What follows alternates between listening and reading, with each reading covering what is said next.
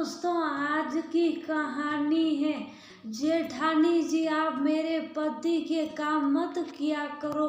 दोस्तों, कहानी शुरू करने से पहले अगर आपने चैनल को सब्सक्राइब नहीं किया हो तो कर लीजिए ताकि आपके पास पहुंच सके हर नया वीडियो।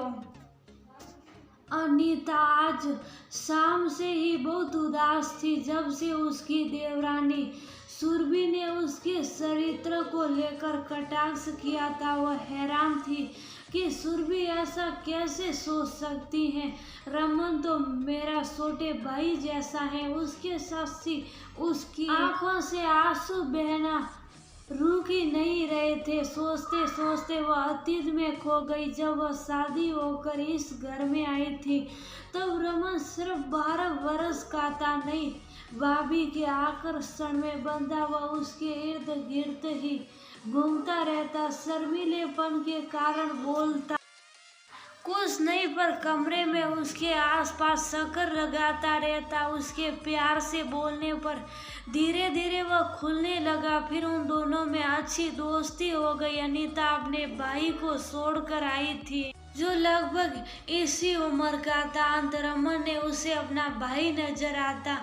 वह काफी उससे हिल मिल गया। धीरे धीरे वह अपने काम भी उससे कराने लगा। कभी दोपहर में फुर्सत मिलने पर वह उसके साथ लूडो सांप सीढ़ी खेलती, उसके होमवर्क करने में मैं मदद करती। उसकी यूनिफॉर्म, स्कूल बैग, टिफिन सबकी जिम्मेदारी उसने अपने ऊपर ले ली। मम्मी जी उन दोनों का प्यार देख खुश होती। बड़े होने पर भी वह हर जरूरत के लिए भाभी को ही आवाज लगाता। समय रेत के समान मुट्ठी से फिसलता गया। पढ़ाई पूरी करने के बाद वह एक मल्टीनेशनल कंपनी में अच्छे पद पर कार्य करने लगा। अब समय था उसके लिए लड़की चुनने का, तो वह जिम्मेदारी भी उसके सास ससुर ने उसके ऊपर ही छोड़ दी। बेटा, अपनी जैसी ही संस्कारित लड़की का चुनाव तुम्हें ही करना है जो परिवार से तालमेल बिठा सके। उसकी खोज सुरभि पर जाकर रुकी। सुरभि हर तरह से उसे रमन एवं परिवार के योग्य लगी। सट मगनी पट ब्याह हो गया और सुरभि उसकी देवरानी बनकर घर आ गई। स्वभाव से मजदूर उसने उसे भी अपनी छोटी बहन की तरह ही समझा। प्यार से उसे कोई परेशानी नहीं आने देती। इसी बीच वह समय भी 2 बच्चों की मां बन चुकी थी। उसके बेटा बेटी भी नई सासी के आसपास मंडराते रहते। छोटी बेटी पिंकी तो उसकी गोद से उतरना ही नहीं चाहती। खाना भी उसी के हाथ से खाती। हाँ, अभी रमन के व्यवहार में कोई परिवर्तन नहीं आया था। वह अपनी छोटी बड़ी जरूरत के लिए भाभी को ही आवाज लगाता। शादी को कुछ माह गुजर चुके थे। सब कुछ ठीक चल रहा था, किंतु सुरभि को अब ये पसंद नहीं था कि रमन अपनी भाभी से किसी काम के लिए बोले। वर्षों की पुरानी आदत को बदलने में समय लगेगा, वह सुरभि को समझाता, किंतु वह मन ही मन में कूदने लगी। धीरे धीरे वह अनीता को रोकने लगी कि आप क्यों रमन का काम करती हो। अनीता हतप्रभ रह गई ये सुनकर। उसे एहसास हुआ कि वह गलत है। अंत वह रमन की बात अनसुनी करने लगी, किंतु रमन के मन में तो कोई बात नहीं थी। वह बराबर उसे ही पुकारता, भाभी मेरी कमीज प्रेस कर दो, भाभी टिफिन दे दो। सुरभि ये सब सुनकर जल भून जाती। अब उसके दिमाग में शक का कीड़ा अपना फन उठाने लगा। कहीं इन दोनों के बीच अपना ना जाए सबक तो नहीं। इसी प्रतिक्रिया स्वरूप आज उसने अनीता पर रमन से उसके शब्द को लेकर कटाक्ष किया था। गुस्से में सुरभि कुछ भी बोलने से बाज नहीं आती। रमन के समझाने का भी कोई असर उस पर नहीं होता। आखिर उसके ससुर ने रोज रोज के इन तमाशों को खत्म करते हुए रमन को अलग घर लेकर रहने को बोल दिया। वे अलग फ्लैट में रहने चले गए। पूरी गृहस्थी के काम का बोझ, अकेलापन उसे अखरने लगा। अभी तक इतना काम नहीं किया था, न ही काम का कुछ अनुभव था। हर समय परेशान चिड़चिड़ी रहती।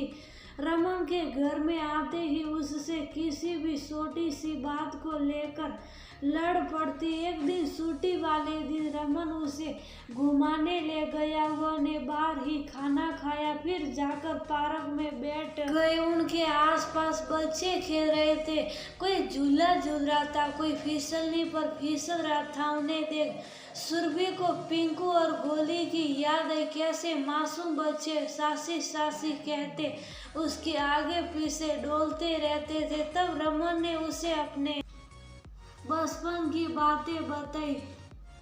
कैसे वह जब छोटा था भाभी से ही सब काम कराने की जिद करता था। वह भी प्रेम से छोटे भाई की तरह मेरा ख्याल रखती थी। उन्हें मुझसे अपना छोटा भाई नजर आता था, जिसे वह शादी के बाद मायके में छोड़ आई थी। वो मेरी भाभी ही नहीं, बड़ी बहन माँ भी है। उन्होंने अपने बच्चे की तरह मुझे संभाला। वही आदतें पड़ी हुई थी, इसलिए मैं अभी भी उनको पुकारता था। मेरे मन में तुम्हें नकारने की कोई भावना नहीं थी। आदतवश ऐसा हो जाता था। सुरभि को शर्मिंदगी हुई खुद की सोच पर। सुरभि की आंखों में पश्चाताप के आंसू निकल पड़े। रमन से माफी मांगते हुए बोली, मुझे अभी घर ले चलो। भाभी माँ से माफी मांगूंगी। जैसे ही दोनों घर पहुंचे सबको आश्चर्य हुआ। अनीता को देखते ही उसके पैर पकड़कर बोली, भाभी माँ मुझे माफ कर दो, मैं अपने किए पर शर्मिंदा हूँ। अनीता उसे उठाकर गले लगाते हुए बोली, तू तो मेरी छोटी बहन है, छोटों से कैसी नाराजगी। सब प्रसन्न होकर ठाके लगा रहे थे। सुबह का भूला शाम को घर आ जाए तो उसे